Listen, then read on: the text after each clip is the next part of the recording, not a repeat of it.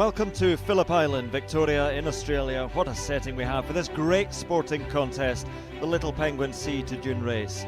Nervous moments always as they gather on the beach, the tension mounting, and away they go. There's the defending champion, wearing his familiar navy blue and white, great waddling style. Another pre-race favourite though, losing touch with the pack. Maybe that's why. A few too many fish in the day's feeding. There's a familiar face, Skip McIntyre, 8 times a champion back in the 90s, a very successful coach now, keeping a keen eye on proceedings. This the leading group, 1 or 2 still able to put on a show for the camera, others just ploughing straight over it. Some resorting to shortcuts. Sad that cheating has crept into this beautiful sport. The judges will have a look at that.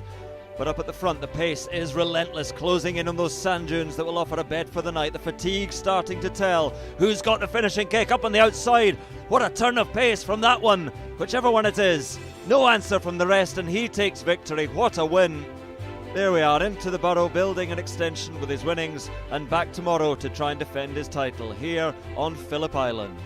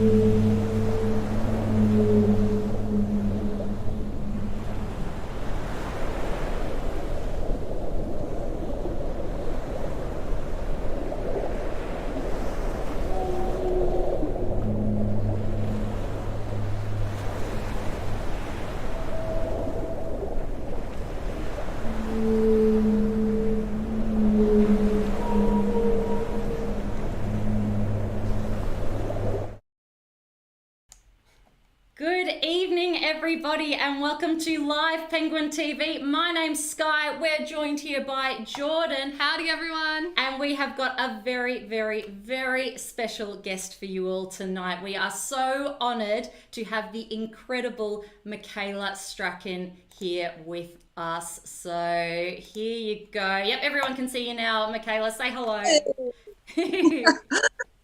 Well, Sky, you say evening. Of course, if people are watching in the UK, it's the morning. It is. Good morning, UK. Good morning.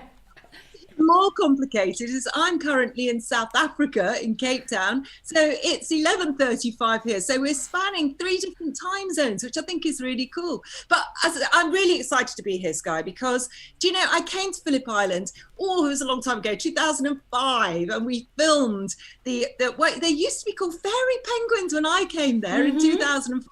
The Fairy Penguin Parade, that's what it was called. Of course, now they've changed their name to Little Penguins. So I haven't seen this for a long time. I mean, since 2005. And our British viewers that are watching will remember, if they're a certain age, the Really Wild Show, which is what we were filming it for, which was a children's wildlife magazine program. Oh my gosh, no, I'm going to stop talking because I can see them. I can see them on one of your cameras. They are so adorable. Yep, so we've with me because I am very excited about penguins. I love penguins. And we are just as excited. Look at them go. So we've had about 1 group come in so far, and here they are waddling back to their burrows. So we're getting a bit of a penguin bottom shot now as they walk off into the hills. Or waddle, I should say. That is so cool. Do you know what I just love about this parade? Is that it happens bang on time every night. When you said we were going to do this live Facebook, you know, at what time is that? Well, 9:30 UK time. I thought, yeah, right. Well, that's we might get a couple of penguins. Every night it happens, doesn't it? I mean, that's why it's such a brilliant thing to see as a tourist. when you can go along to Phillip Island and watch these penguins come in, because it's pretty much guaranteed, isn't it, Sky? It is. It happens night after night, and it happens bang on sunset. So that does change throughout the year. But of course, yep, just after sunset, as it's getting dark, like clockwork, you can time your watch to it almost. The penguins, and here comes a group, will arrive. Oh gosh, it's a big one. They will arrive on the water's edge, and they will make this dangerous dash across the beach. And it's a very short beach tonight, so they haven't got long to run tonight. And here they come. So, now, so Sky, I just want to give Tom, our penguin counter, a shout out tonight. He is counting on this incredibly high tide. So everyone out there in the comments, wish Tom luck. Now, and what we mean by counting is we have somebody, it is some poor person's job every single night to count the penguins as they cross the beach. You know, Sky, you say some poor person's job. I can think of a lot worse jobs, but I do know what you mean, because that is extremely difficult to count how many. I mean, go on, give a rough guess. What do you reckon is in, how many do you reckon is in? I'm a notoriously terrible counter. I reckon that was maybe about 60 penguins. That would be my guess. But last night we had 1,884 penguins cross the beach. So the poor penguin counter last night counted 1,884 penguins in 50 minutes. And did anyone count to see if he got that correct? Yeah, nobody double checks. So you can pretty much say what you want. Interestingly, last night we had the exact same number as the night before. So I have a feeling that the penguin counter just went, you know what, I'm not counting tonight, same as last night. No, we take our jobs very seriously. It's for very important scientific research, Michaela. Well, what I find so interesting about these penguins, the Australian little penguins, is this, as we were saying earlier, is pretty much guaranteed that they come in these rafts that gather out to sea, and every night they come back to shore to go to their burrows at a similar sort of time. Now, I'm more familiar with the penguins here, the African penguins, and yes, they're guaranteed at the colonies, but they're not guaranteed to come in all together. Why do these penguins tend to come in groups like this? Yeah, that's a great question. So you're exactly right. They do form in what we call rafts out at sea. And on a night like tonight, you might even be able to see the rafts. It looks like a bit of a smudge. Oh, here comes one right now, as if they knew we were talking about them. So in the middle of the screen, can you see that sort of dark smudge? That is actually just penguin heads kind of shooting through the water in groups. Hang on, they're moving too fast for me. I've got to catch up. Here we go. They're surfing this wave in. Oh, yes, you can see that. Yeah, so they form in groups. They do spend the day out by themselves, but during this time of night, they call to each other. They make what we call a hucking noise, and it sounds a bit like this. And that's how they find each other in the ocean.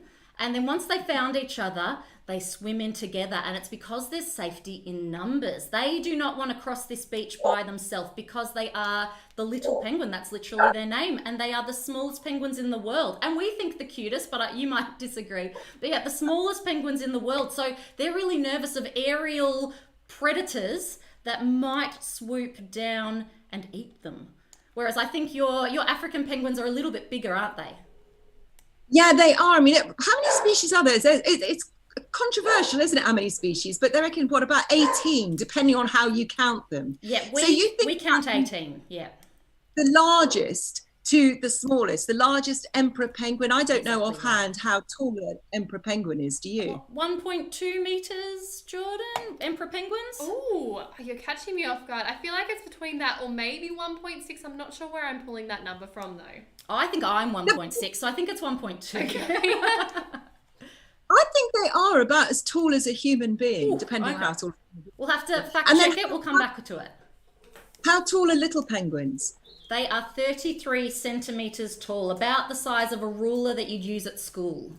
So, yeah, and only 1 kilo. Massive difference. Do you know that, you probably know this, Sky, I looked this up, the largest penguin in the world ever lived between Australia and Antarctica 45 million years ago and was 1.8 meters tall, 90 kilograms. Can you imagine?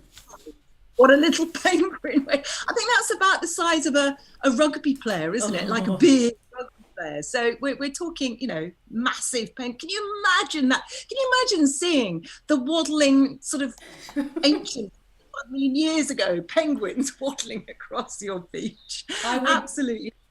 But you were saying, I liked your impression of the little penguins, and you were asking about the African penguins, because they used to be called jackass penguins. They've also changed their name recently, from jackass to African penguins, and they used to be called jackass because they made this noise.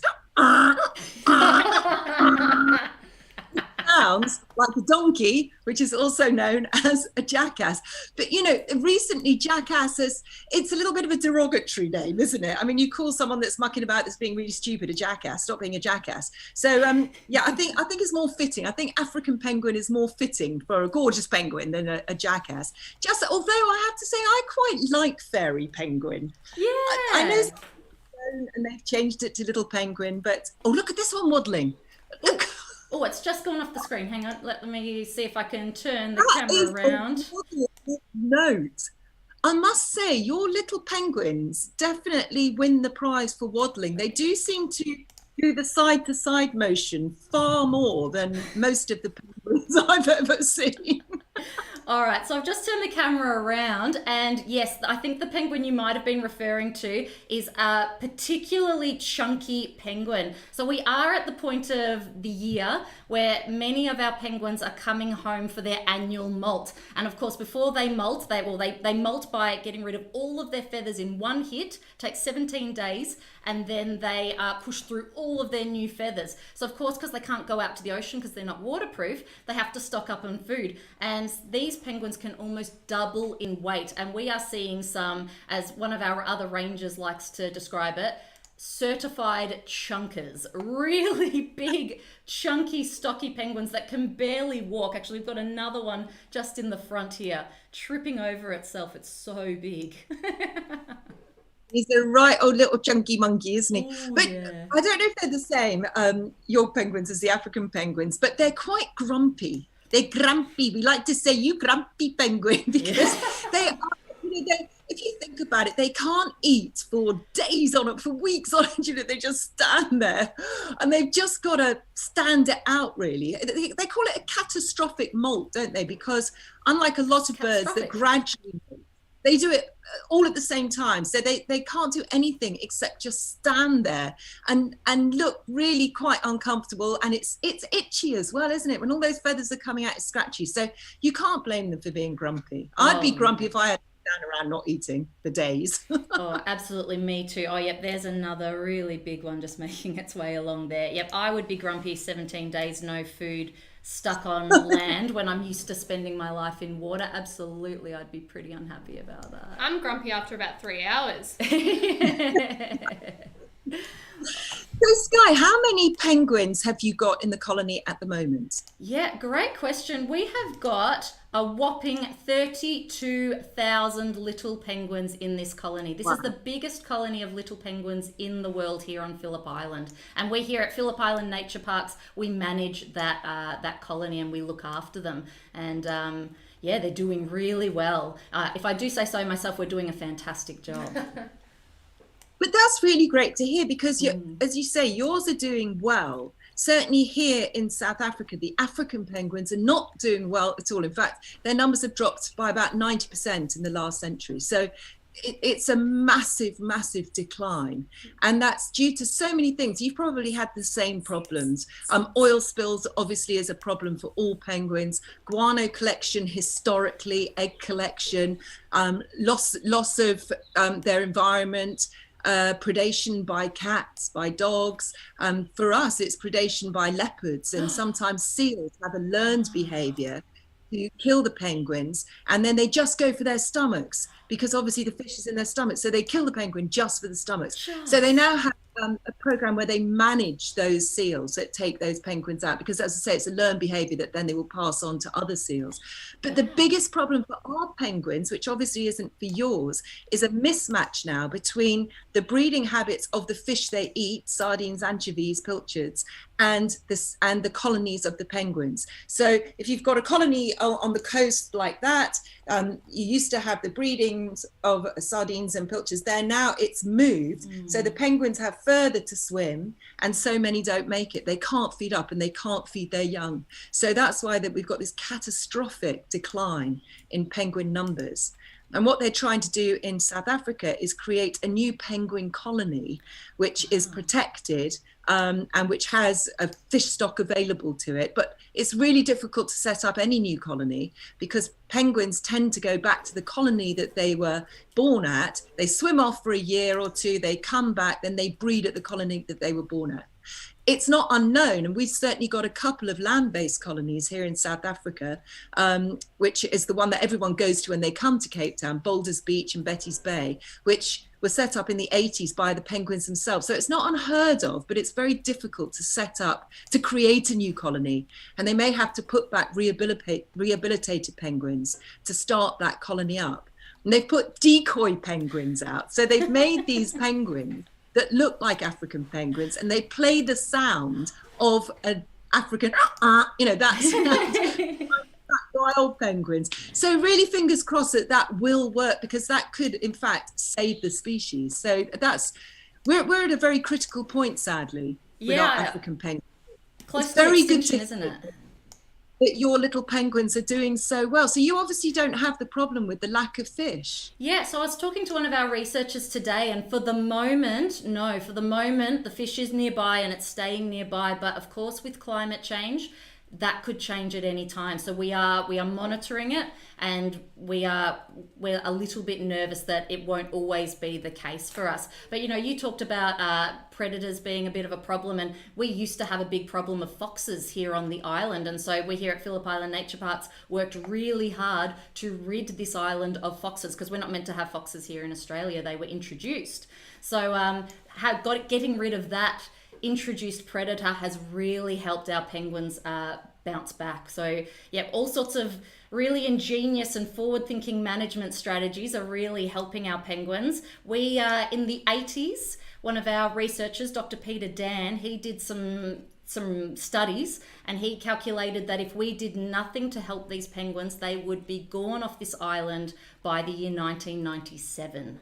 And so we had to do some big changes, and now we've got 32,000. So that's a great success story. I mean, we should really celebrate that, because let's face it, in the world of conservation, there's not a huge amount of massive success stories to celebrate. So that's absolutely brilliant. And I really hope that when I come back on your Facebook Live in another 20 years time, I'll be able to say, yes, we were successful with doing a new colony for the African penguins and their numbers are thriving. So wouldn't that be great? And let's hope that I can do that one day. Because again, if nothing's done with the African penguins, they'll probably be extinct within my lifetime, which I find, incredibly sad.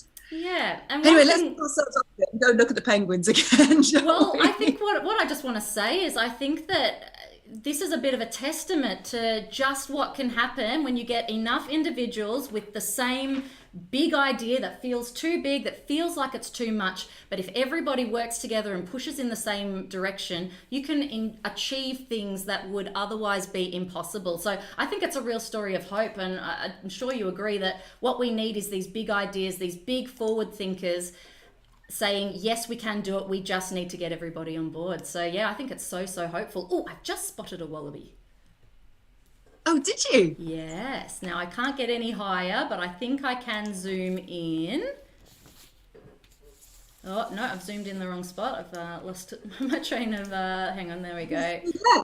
It's just in the top corner of the highway camera. It might just look like a rock, but it is a wallaby. Oh yeah, it's putting up its little face now. Oh, it's hiding behind a bush now. Let's go back to these penguins. We'll see if we get a wallaby somewhere else. Oh, and a bandicoot! Ooh, where'd it go? Where'd you go? Oh, there we go. All right, so it's on the main camera now. I'm chasing it. It's hopping through the penguins. Through the penguins? Where did you go, little bandicoot? Penguins do not care. Really? What was... Oh, and my the bandicoot goodness. wouldn't go for the penguin eggs or anything? No, so bandicoots aren't really interested in the penguin eggs. And this is another fantastic success story of conservation here in Phillip Island. So the bandicoots, this is an eastern barred bandicoot, they were extinct in the wild on mainland Australia. And a zoo near us, Zoos Victoria, they took in a bunch of them before they went extinct, and they bred them and bred them and bred them and bred them and bred them.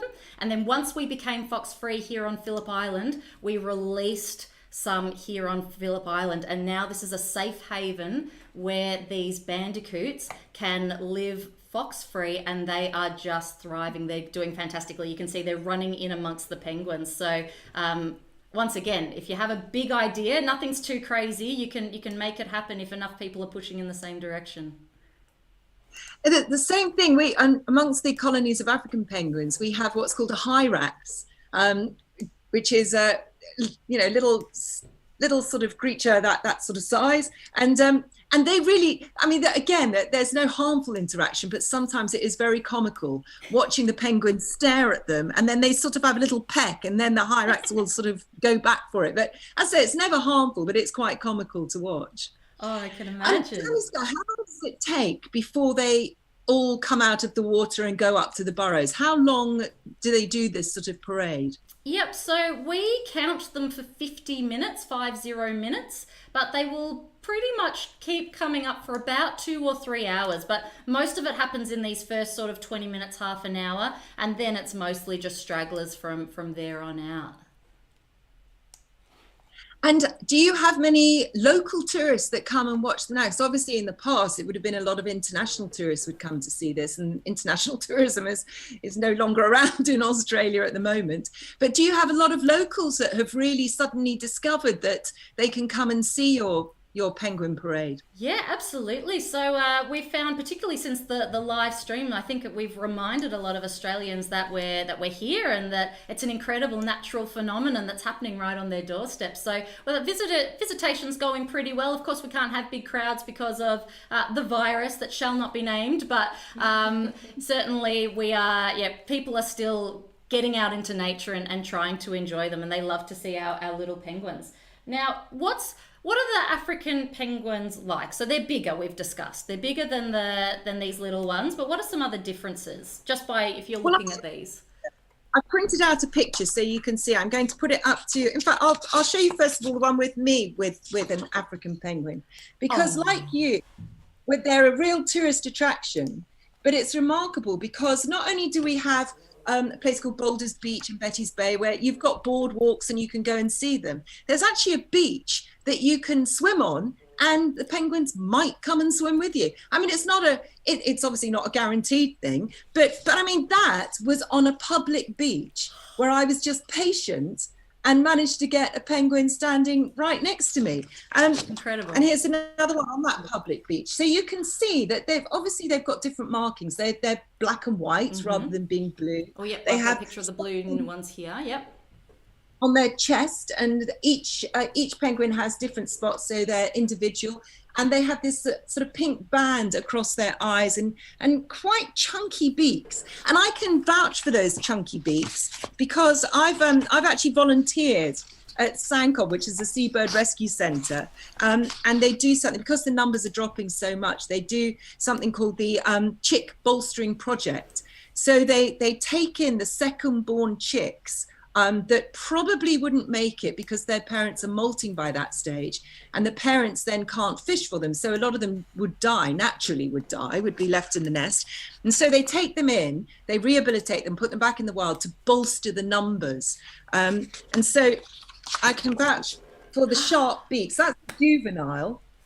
And that's me hand feeding them. And, people think it's lovely to hand feed a penguin. Let me tell you, Sky, it's not. Because very sharp beaks. You don't want to just dangle the fish either, because you don't want them to get used to humans feeding them. So you have to almost force feed them. So you have to grab the penguin, grab the back of the neck.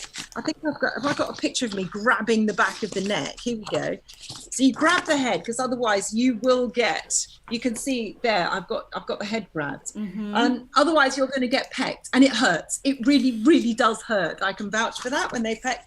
And then you have to sort of force their beaks open, hold their beak open, and then shove a fish down while you've got them crammed between your legs, and one that are going like this, I mean, it sounds awful, but that's what you have to do to rehabilitate a penguin. So, yes, I can vouch for their very sharp beaks. And here they are on Boulders Beach. So that's our penguins, and that's them in their burrows. Fantastic. So you can see they look very different. They're taller, but it's interesting because I mean it's warm in Australia. You know, there are two species of penguins that probably have to cope more with shading their eggs and their chicks rather than keeping their eggs and chicks warm like Antarctic penguins do. Yeah, absolutely, absolutely. That's a big struggle here, particularly during the molting season as well. They have to sometimes suffer through some pretty hot days because we're getting some pretty hot days in March now when they really start to oh goodness, somebody's just dropped just a coffee cup onto the highway. Oh gosh, oh goodness. So we're just going to radio and say we've just had some litter dropped into our penguin pathway, and we'll hopefully get that sorted out very quickly. That's not what we want to see. Oh dear. Yep, Jordan's on it. Fantastic. I mean, going back to the pictures, it's so fantastic to see so many of them all together. I mean, you obviously do this all the time, so you get very used to it. But as I say, I haven't been to Phillip Island since 2005. And it's just really heartwarming to see so many of them coming in and in these huge groups like this. It's something I'm just not used to with the African penguins that dribble in. They come in as it starts to get dark, but it really is a little dribble of one or two and then another couple come in, and I'm just loving it. It's really mesmerizing, just watching these penguins gather. Now, and look at that with its flippers out. Now I was just going to say, I believe that you like penguins so much, and you're obviously showing your enthusiasm. But I believe you've written a poem about them. Is that correct? Well, I have, and it was for a book I wrote years ago now. I wrote this book, and it was a children's book called Michaela Strachan's Really Wild Adventures, and it was based on adventures I've had whilst filming. And obviously I've had a lot of experience with African penguins. So while they're waddling, watch the waddle. I'm going to read you the start of the poem. Okay, it goes, "What is it about penguins that always makes me smile? Is it the way they waddle in that funny penguin style? Is it their black and white outfits like smart gentlemen in suits waddling off to a dinner dance in awkward flipper boots? Is it the way they bellow with their chests puffed out all proud, a donkey sort of honking noise that's really rather loud? Or is it because they're birds and yet they cannot fly? However hard they flap their wings, they'll never reach the sky.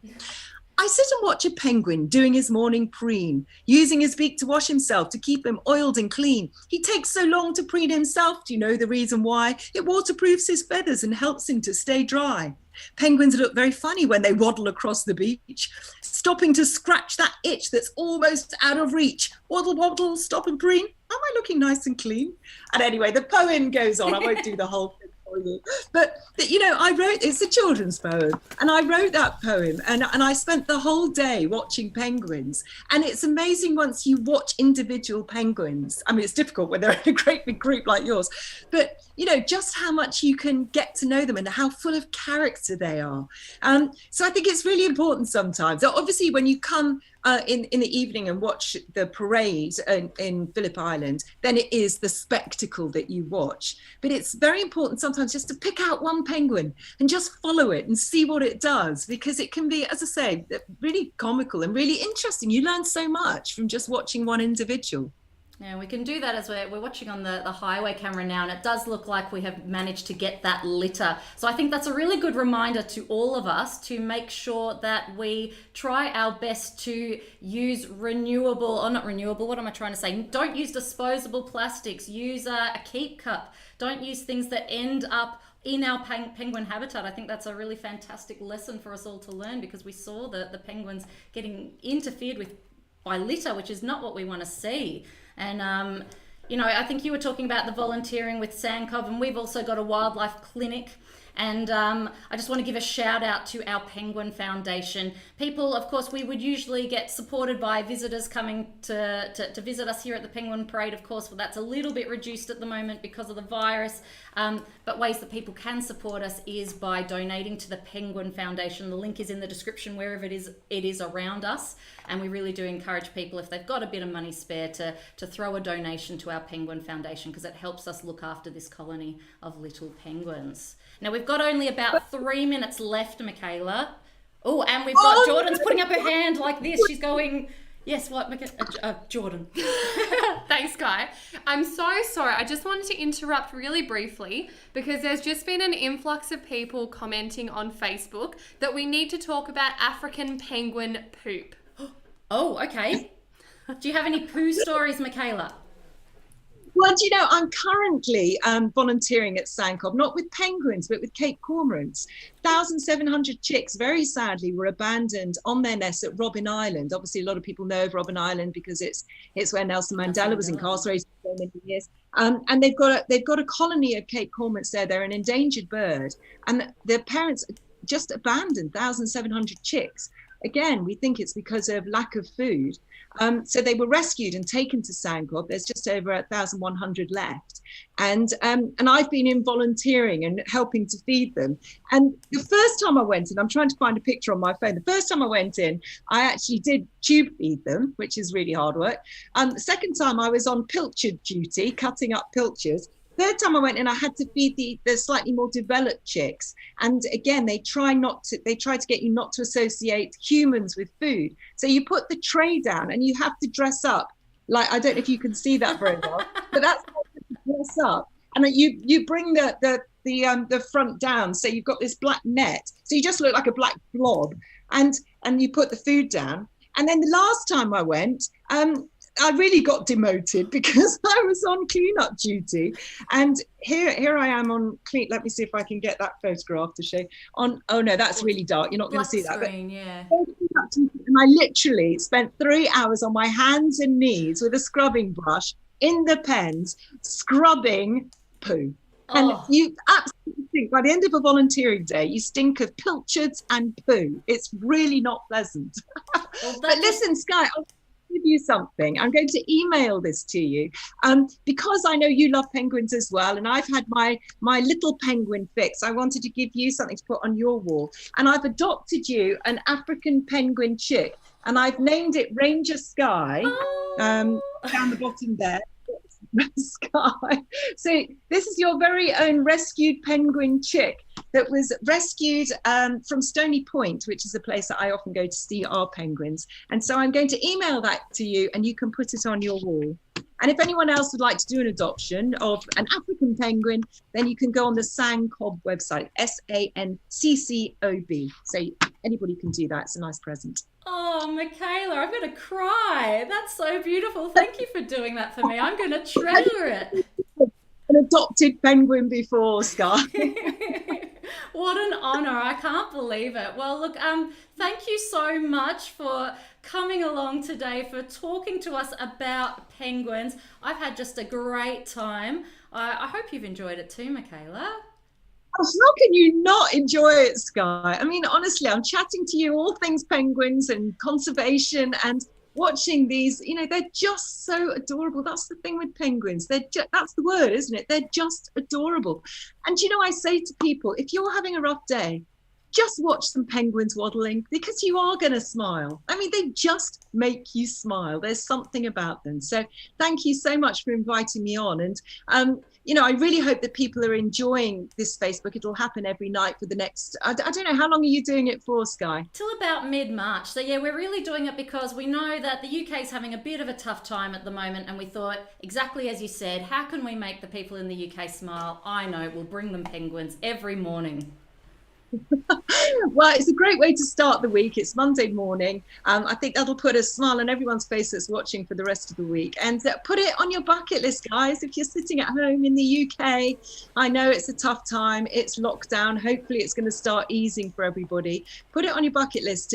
Go to Phillip Island in Australia and see this for yourselves live, because I can vouch for it. I did it a long time ago, and it's really a great experience, one that you will never forget. Absolutely. Now, I have actually, I've just remembered something that I did not do at the start of the night that I've got to make sure I do now. So I do just want to acknowledge the traditional custodians of the land on which we are watching these penguins. That is the Bunurong of the Kulin Nation. I'd like to pay my respects to elders past, present and emerging. This is Bunurong country. This is Phillip Island, of course, is what it's sometimes known as, but it is otherwise known as Malau. So we're watching the penguins on on Malau right now. So Wominjeka Malau, everybody, welcome to Phillip Island.